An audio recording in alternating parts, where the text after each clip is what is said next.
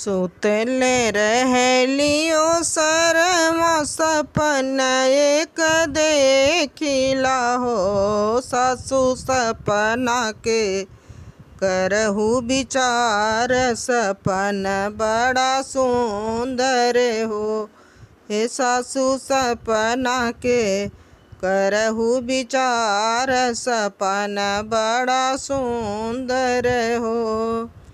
सुतल रहलियो शर्मा बड़रिया नागिन डोलई हो।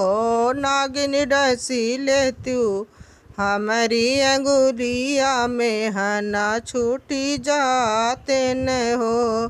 हे नागिन डसी लेत्यू हमारी अंगुलिया में हना छूटी जाते न हो।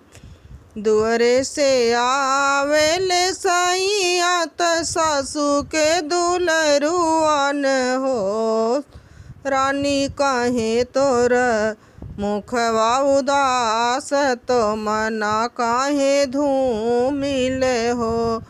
रानी काहे तोर मुखवा उदास, मनवा धूमिल भइल हो।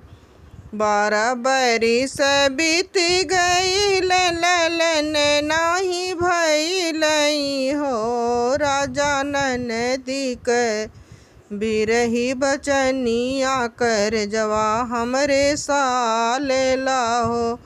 हे राजा ननदी के बिरही बचनिया कर जवा हमरे सालेला हो।